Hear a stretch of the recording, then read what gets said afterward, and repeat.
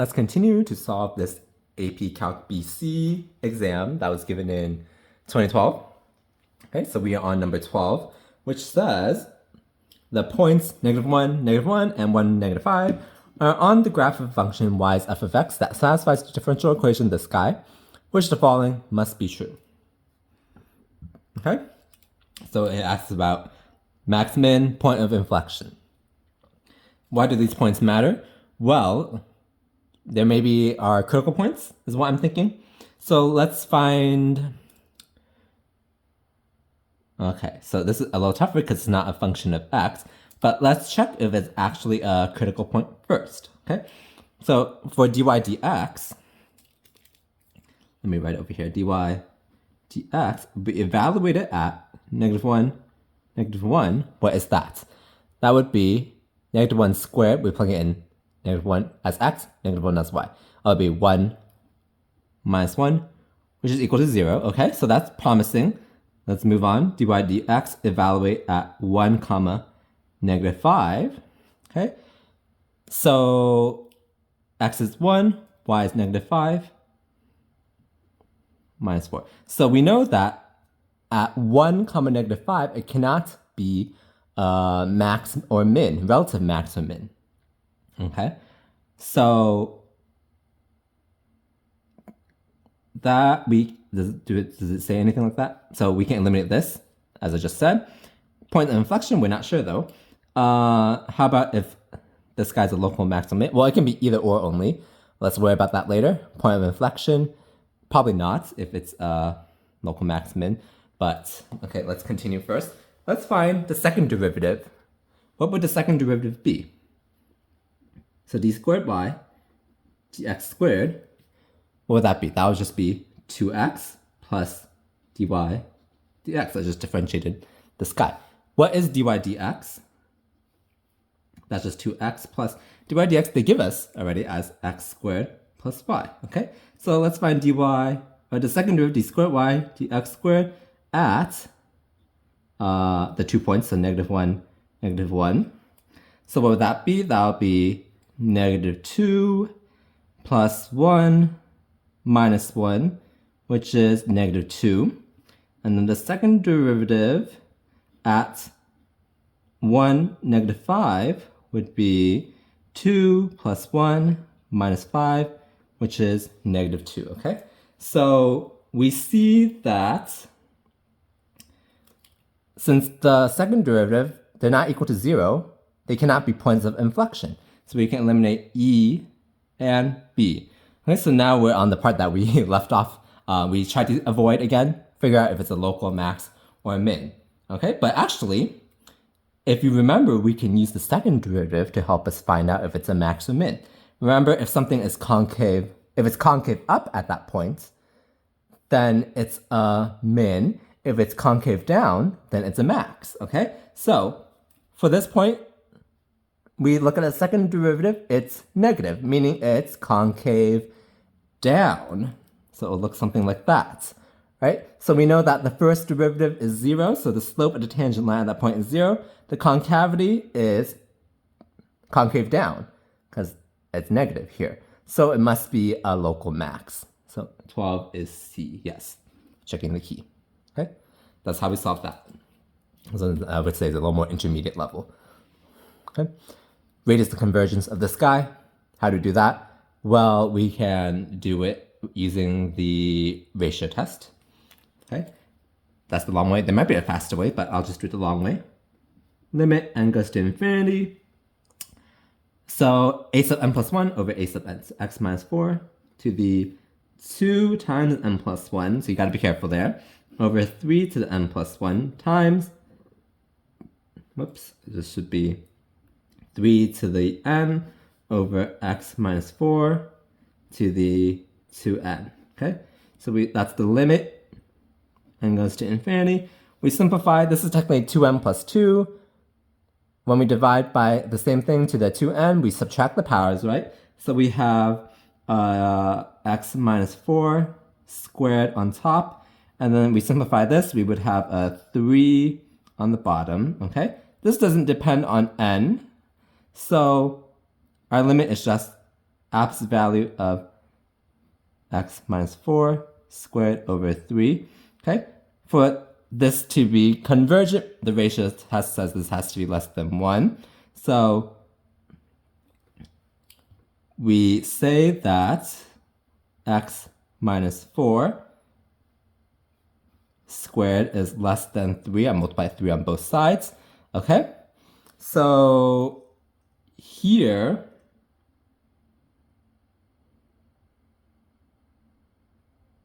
we can square root both sides. Okay?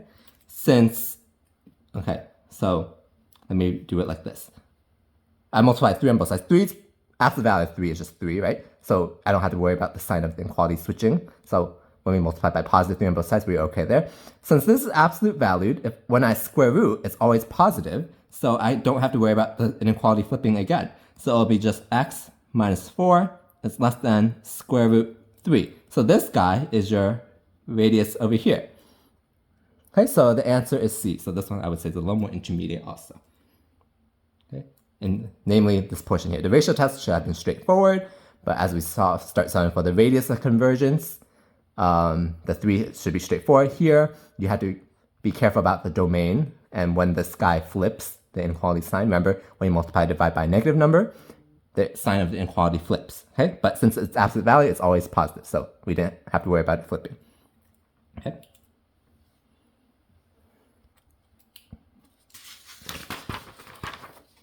Let k be a positive constant. Which of the following is a logistic differential equation? Okay, so actually I don't know if they asked us in what AP Calc BC, but which one would be the logistic one? Okay, so let's go. If you remember the form, it's one of these. Hopefully you can recognize that. And I believe actually it's even just E. Yeah, okay, so that's because I kind of remember the form. I don't remember exactly, honestly, but I already know that it's not this, because this one is, if you remember this one you should remember, this one's exponential growth / decay. So it's not that, all right? This is kt. If we find y, that would just be, this is just a power rule, right? It'll just be kt squared over 2 plus some constant. This is not a log, obviously, okay? So we were left with one of these. I remember that it's not t, it's actually y. So that's how I got that, okay? So this one, you just have to remember the form was something like this, which you should if you have to know what the logistic differential equation looks like, because these all mean something, if I remember correctly. If I don't remember off the top of my head, but I do know that it's like this one. Okay, and actually, if you do separation in variables, this guy would not work right away, right? It'll still be exponential. And this guy,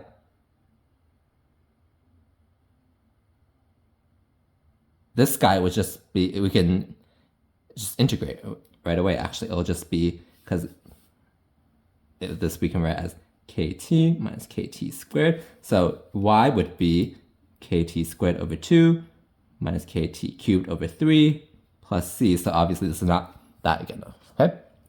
So this is the, right? These two. This is for sure exponential. I believe this one's also exponential. So, okay.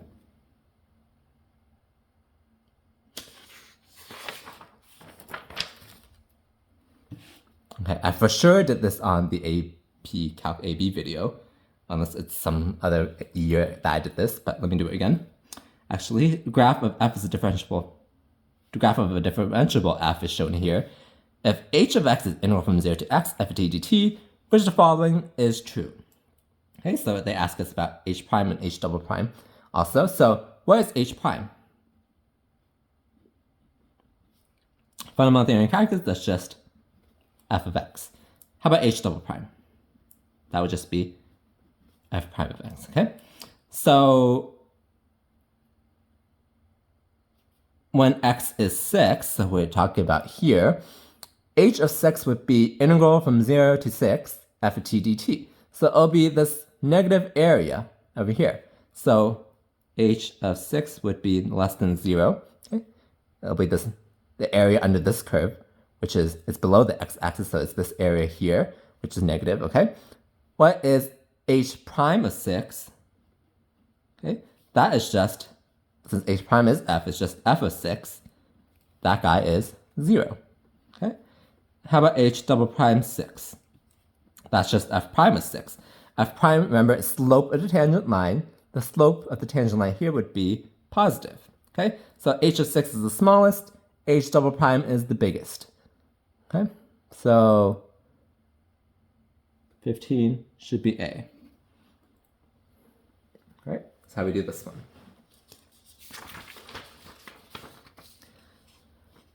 Let y is f of x be a solution to the differential equation, this guy with initial condition f of 1 is 3.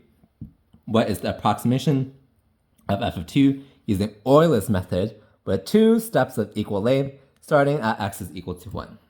Okay, so we got to remember how to do Euler's method. Okay, so they give us the initial condition f of 1 is 3, so we start with that. Okay, so what's a good way to do this actually in this concise space? That's what I'm thinking. Okay, let me just do it like this. F of 1 is 3. We want to go to f of 2, 2 step size of equal length, starting from x is 1, which is what we have there. So it will be f of 1.5 and then f of 2. Those are 2 steps, right, of equal length of 0.5. Okay, so f of 1.5 will be approximately, well, we take this value from here, so f of 1 plus, okay, then we take f prime of 1 and then multiply by the step size 0.5.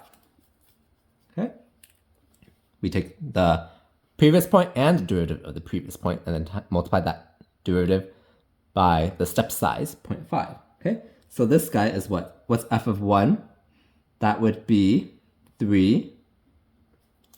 Okay, plus what's f prime of 1? So here, how do we find f prime of 1? Well, dy dx is f prime, right? So I wrote it as f here, but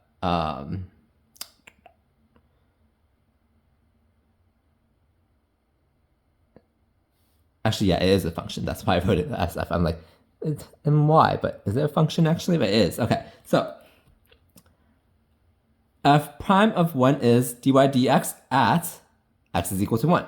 So it would be, we plug in x and y as 1 comma whatever that y value is, which is 3. So it'll be 1 minus 3, which is negative 2. Oh, actually, let me just write it as 1 minus 3. So I plug in our points here, right? Times 0.5 is equal to 3 minus 2 times 0.5, right? Which is 3 minus 1, which is 2. Okay, so that's the first step. Second step, f of 2, we approximate it with f of 1.5, so the previous points, plus f prime of 1.5 times 0.5, the step size again. Okay, so this is equal to what? Well, what is f of 1.5? We approximated that as 2. Okay, plus f prime of 1.5 will be 1.5 minus what is the y value? It'll be 2, right? Well, that's our approximation, times 0.5. Okay, so this is equal to 2 plus, this would be a negative 0.5 times another 0.5, so it would be negative 0.25. So this is what, 1.75. Okay, and this guy is C, is that correct? 16C, yes. Okay, so that's how we do Euler's method. Okay, this one is not as common that they ask, or as, what's the word I'm looking for? Not critical topic in my opinion, but they sometimes ask it. Okay, for x is greater than 0, the power sees this guy converges to which of the following? Okay, so this one we have to probably utilize that it's one of our series that we should know. Okay? So we can go by the choices. What's cosine? If you remember what cosine is, it's 1 minus x squared over 2 factorial plus x to the 4th over 4 factorial minus x to the 6th over 6 factorial plus x to the 8th over 8 factorial, so on and so forth like that. Clearly it's not that over here. It's very close actually, but it's not that. Okay, how about sine x? We should remember that as x minus x cubed over 3 factorial plus x to the 5th over 5 factorial minus x to the 7th over 7 factorial. Let me do one more, x to the 9th over 9 factorial, so on and so forth, okay? Again, clearly it's not that. What's sine x over x? Well, we can divide by x for each term. Sine x over x would be x divided by x is 1 minus divided by x here will be x squared over 3 factorial divided by x to the next term will be x to the 4th over 5 factorial. Next term will be minus x to the 6th over 7 factorial. Next term would be x to the 8th over 9 factorial. So on, so forth, okay? And that looks like this one actually, so let's stop there for that problem, okay?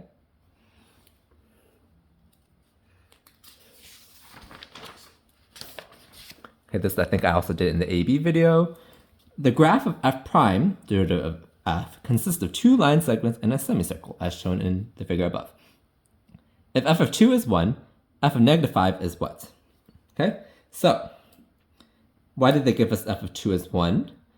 Well, you need an initial condition if we want to find f from f prime, right? The specific particular solution, that's what I'm thinking. All right, so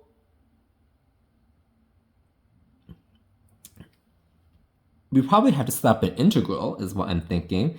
Now, why specifically this point f of 2 is 1? Well, where's 2? It'll be here, right? This is 2. All right, so if we integrate from negative 5 to 2 of f prime of x dx, this would just be the area under this and this, right? So by the fundamental theorem of calculus, this would be f of 2 minus f of negative 5. Okay, they give us f of 2. We want actually f of negative 5. So we know this one. We can find this one by area under the curve, and then we can solve for f of negative 5, which is what we want, right? So let's do this side first. What's the area of this triangle? That'll be half the base, which is 1, 2, 3, times the height, which is 2, it says, right? Okay, and then this we have to subtract the area of this half circle, semicircle, half pi, what's the radius? It'll be a radius of 2, right, squared. It's equal to f of 2 is 1 minus f of negative 5. Okay, so this would be 3 minus 2 pi is equal to 1 minus f of negative 5. Okay, so f of negative 5 would be 1 minus 3 plus 2 pi, which is 2 pi minus 2. 18 is A. That's how we solve this one. Okay. Function f is defined by this guy. What points x, y on the graph of f have the property that line tangent to f has slope half? Slope of tangent line, derivative. F prime, we would need the quotient rule. So bottom, d top derivative of x is just 1, minus top, derivative, d bottom derivative of x plus 2 is just 1 again, over bottom squared, okay? We want to set this derivative to be half because we want the slope of the tangent line to be half. Slope of the tangent line is derivative, okay? So we just solve for this guy. What would it be? It'll be, if we simplify at the top, it'll be 2 over x plus 2 squared is half, okay? How do we solve for the here? Well, we can do that cross multiply. So 4 is, so cross multiply, so 2 times 2 is 4. 1 times this guy is just this guy, so x plus 2 squared. So clearly this should be x is, what? It'll be 0, right? And it could also be -4. Okay, because when x is 0, we get 2 squared, which is 4. When x is -4, we get -2 squared, which is also 4. Okay, so these are the x coordinates. And the only one that has the x coordinates is this guy, right? 19C. All right, this guy, this is clearly a partial fraction decomposition type of problem, okay? So we can rewrite this as integral from 0 to 1. We break it out into partial fractions. How do we factor the bottom? It would be, so it'll be a over something plus b over something. How do we factor the bottom? It will be like x plus 2 and x plus 1, right? Okay. So actually, this is not how I usually write it. It'll be 5x plus 8 over x squared. So if I factor it, it'll be x plus 2, x plus 1, right? This is equal to a over x plus 2 plus b over x plus 1. Right? This is how I usually write it, actually. So we want to find a and b, so let's multiply both sides by this denominator. 5x plus 8 would be a times x plus 1 plus b times x plus 2. Okay, we plug in easy numbers like x is -1. This would go away. We would get 3 is b. We plug in another easy number like x is -2. This would go away. We get -a would be, when we plug in -2, it'll be -2, so a is 2. Okay? So we can rewrite our integral as integral from 0 to 1. A is 2, so 2 over x plus 2 plus b is 3. 3 over x plus 1 dx. These are just logs, right? 2 log x plus 2 plus 3 log x plus 1. We evaluate from 0 to 1.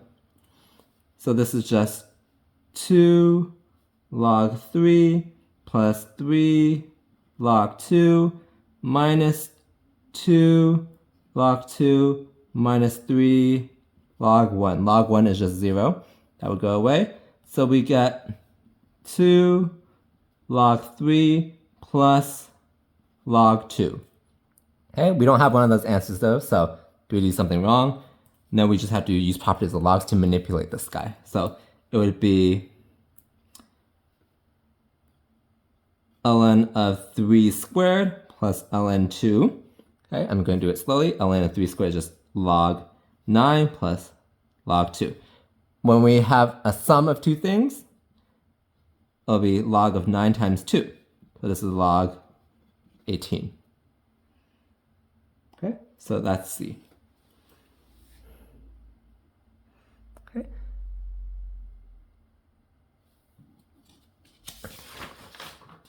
How many more problems are there in this multiple choice? Okay, let me stop here actually. I'll call it another part. So please like this video if you found it helpful, and please subscribe also if you haven't, and to get notified for the next parts. Hopefully it'll be the last part for this no calculated portion.